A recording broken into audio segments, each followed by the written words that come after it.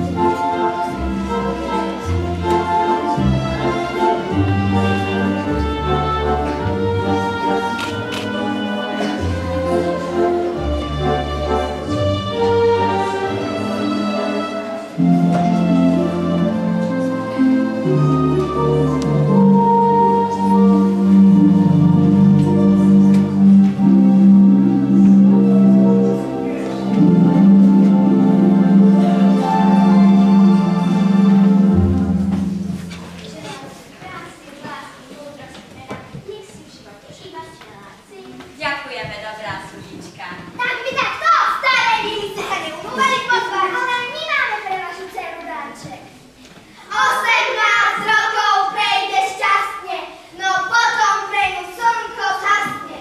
Do prsta pichne sa dievočka a už sa ženicha nedočka, výžva. Nie, to sa nesmie stať. Dobrá sudička, pomôž prosím. Nezomrie, 100 rokov bude spať. Stojí ľudia, zámok, dvor i rad. Cink, zvrátiť kúzlo neviem, len takto viem pomôcť. Čo budeme teraz robiť? O, moja drahá dcerka, čo len s tebou bude? Nebojte sa, kráľovina naša, všetko dobre dopadne.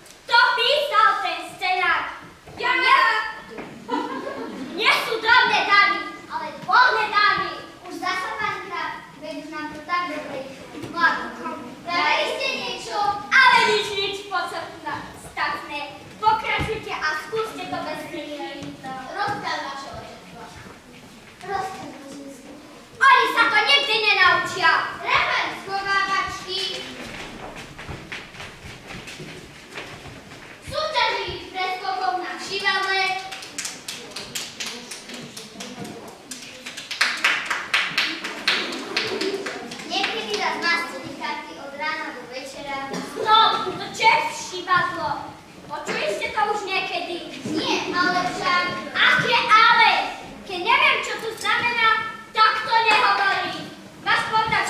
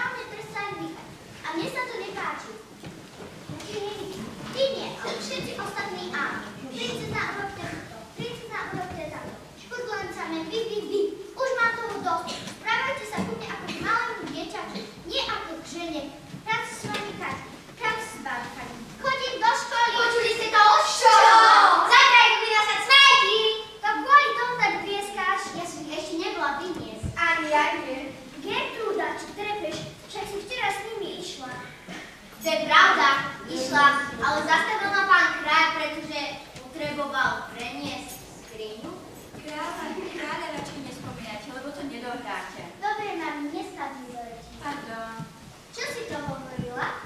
Čo chcel Moravsko? Kedy? Nič som také nevravela. Ani jedna polnohodné.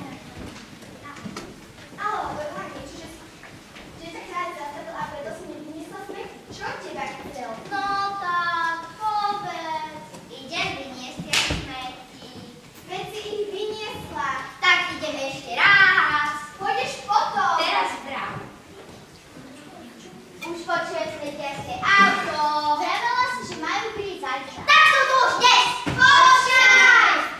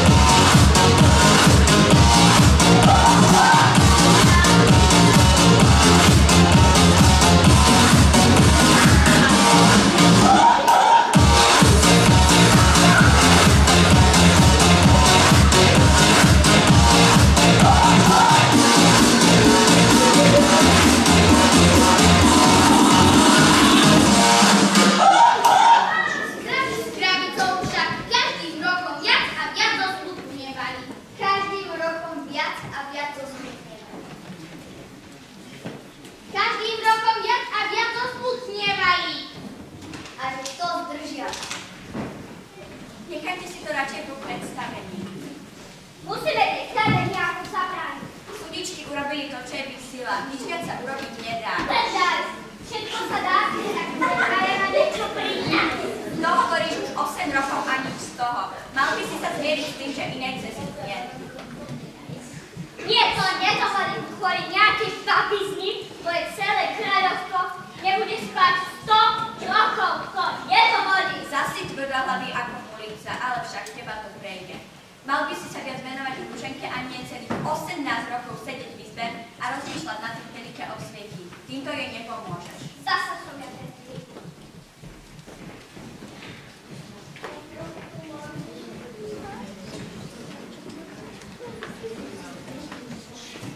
Keď Prušinka dovršila 18 rokov, vybrala sa preskúmať najvyššiu väžu v zámku, ktorú jej krát zakazoval navštevovať, lebo nebola prvoletá. O čom sa strepeš? Aká prvoletá?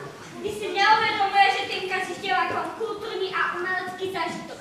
Chcete, aby už ku nám viac neprišli? Posledný krát som s tebou hral v rozprávke, divadle a ešte jeden príklad a končím aj tu. Ale na čo to počúvaš? Povedala som, že máš počúvať hudbu v sluchatkách. My vám to uľahčíme. Končíme my. Hádať nie, nemôžete predsa nedokončiť predstavenie. Ale môžu. A aj to urobí. A ty čo stojíš? Nemôžu odísť. Nech si tu, keď chcú. Ako to ukončíme bez druhej najhlavnejšej postavy? Budeme to musieť ukončiť teraz. Milí diváci, predstavenie o šípkovej Pružinke sa musí zrušiť z dôvodu náhle zhoršeného stavu jednej z výstupov. Nič sa rušiť nebude!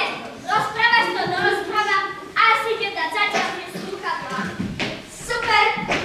Môžeme? Áno! Keď Pružinka dovršila 18 rokov, rozhodla sa preskúmať najvyššiu väžu v zámku, ktorú jej krát zakazoval navštevovať, lebo nebola prvoletá. Zvedavá vybehla na samý vrchol veže a tam, v malej izbičke, našla strážniky, ako zalievali.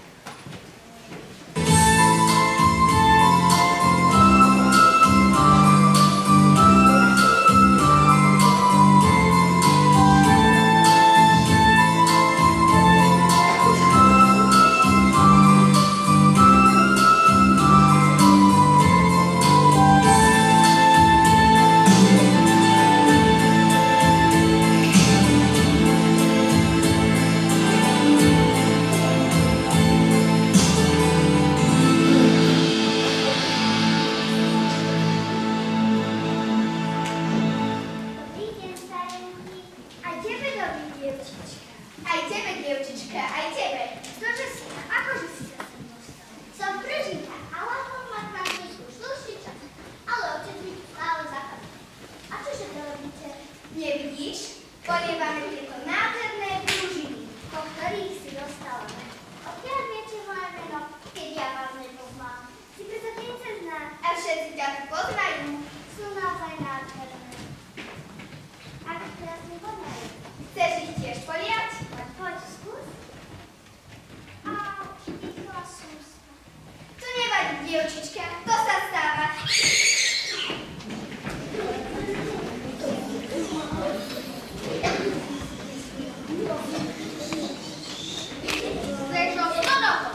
Spiaci zámok sa ponoril do lesnej hruštiny a začali o ňom medzi seliarníkov a legendy pokliatbe. O tejto kliatbe sa dokončujú aj pivnic. A aké hruštiny? Aké pivnice? Už aj vy začínate? Nekymicujte nám do toho, lebo si to tu odohráte bez nás. A už sa nevrátime, ani kebyže nás kolodiačky prosíte. To sme už počuli. Vy si myslíte, že to tu len tak do vetra rozprávam? Keby tu nejaký bol, tak si to myslím. Ale už ma to naozaj nebaví. Idem volať pánovi Krabovu, nech si s vami poriadne. Idem s tebou.